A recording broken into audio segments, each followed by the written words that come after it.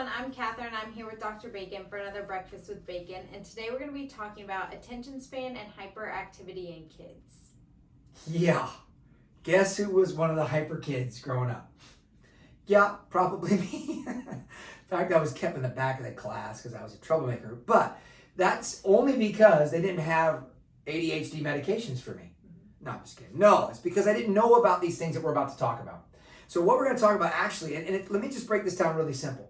If I were to touch Catherine here on the arm, she feels it where?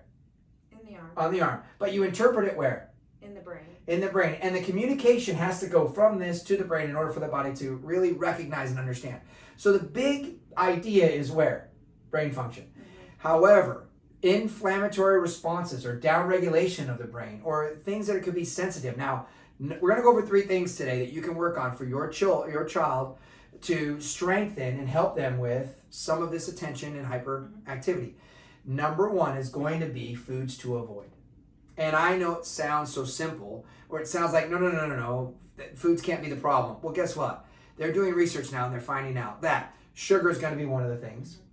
Artificial colors, artificial sweeteners, gluten, dairy, a bunch of inflammatory foods like tomatoes can be it, chocolate. You almost have to get tested to kind of figure this out. We're not going to test you because working with us, we can kind of figure out and say, hey, are these symptoms happening? And then if you add in these foods, do they get worse? Or do they go away if you take away these foods? There are ways to do this that are better than running all these tests. Now, but another thing though, when we start talking about artificial colors, they are going to upregulate histaminic response. When you have sugar, it's going to cause inflammatory responses along with the dairy and the gluten. Now, but the neat thing about this, if we're paying attention to that, that's how we're going to really see if we can help support these kids. Got it? And number 2 then, Catherine, would be what? Some foods that they should be eating, some good high quality protein, some healthy fats, of course, vegetables. So some things like instead of, having donuts or sugary cereals for breakfast, maybe having some eggs if that's not a sensitivity, cooked in some grass-fed butter with some avocado. Just giving them something that's going to be very substantial, good source of protein and healthy fat. Yeah, and like smoothies or other ideas. Yeah. Catherine, we've got a million of them that we can kind of throw at you. So if you have questions, comment below. We'll give you some ideas and examples. That is such an important piece. Remember, they always tell you breakfast is the most important meal of the day, right? It shouldn't be Wheaties. Sorry if Wheaties is watching, but it shouldn't be something that is literally, our bodies weren't built to process grains as easily as we are to process plants and vegetables, okay? So, and meats too. So let's talk about, and number 3 then would be obviously supplementation. So shakes are one of the things, but we're going to talk about a couple of really cool supplements that we use on a regular basis to help us upregulate, right? And I'm going to talk about one would be Bacopa. What about Bacopa here that's really good for us, Catherine? So Bacopa is going to be good for memory, long-term memory, focus, concentration. Yeah. It's got really good herbs to help with circulation to the brain. It's also going to detoxify the liver a little bit. It's got Shisandra in it. So a really good product that these kids can take on a regular basis. They have done studies that long-term of application of Bacopa actually helps with long-term memory. So that's one of the neat things about that.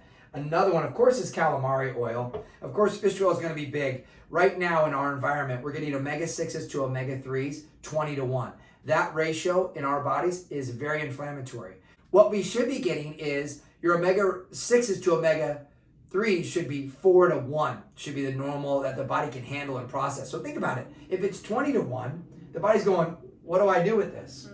And that could be some of this inflammatory response, things like that. So calamari oil, really good and it tastes well. What else about this one? Yeah, so this one is a liquid, so it's easier for kids to take because usually a fish oil is going to be like a big pill. Yeah, and tougher to take. Or you could choose some of the other fish oils, but this is a great one. It's got a great flavor.